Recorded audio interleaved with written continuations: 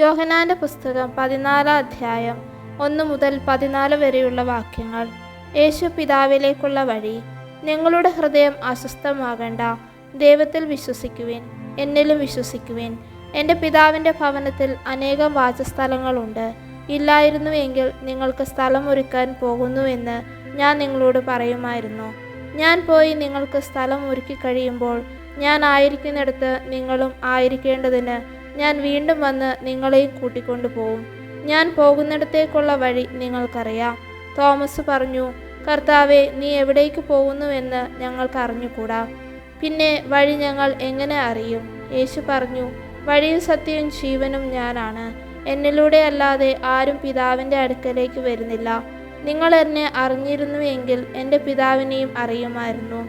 ഇപ്പോൾ മുതൽ നിങ്ങൾ അവനെ അറിയുന്നു, നിങ്ങൾ അവനെ കാണുകയും ചെയ്തിരിക്കുന്നു. ഫിലിപ്പോസ് പറഞ്ഞു, കർത്താവേ, പിതാവിനെ ഞങ്ങൾക്ക് കാണിച്ചു തരിക, ഞങ്ങൾക്കതു മതി. യേശു പറഞ്ഞു, ഇക്കാലം അത്രയും ഞാൻ നിങ്ങളോട് കൂടെ ഉണ്ടായിരുന്നിട്ടും ഫിലിപ്പോസേ, നീ എന്നെ അറിയുന്നില്ലേ? എന്നെ കാണുന്നവൻ പിതാവിനെ കാണുന്നു. പിന്നെ പിതാവിനെ ഞങ്ങൾക്ക് കാണിച്ചു തരിക എന്ന് നീ പറയുന്നത് എങ്ങനെ? ഞാൻ പിതാവിലും പിതാവ് എന്നിലും ആണെന്ന് നീ വിശ്വസിക്കുന്നില്ലേ? ഞാൻ നിങ്ങളോട് പറയുന്ന വാക്കുകൾ സ്വമേധയാ പറയുന്നതല്ല. പ്രത്യുത എന്നിൽ വസിക്കുന്ന പിതാവ് തൻ്റെ പ്രവൃത്തികൾ ചെയ്യുകയാണ്.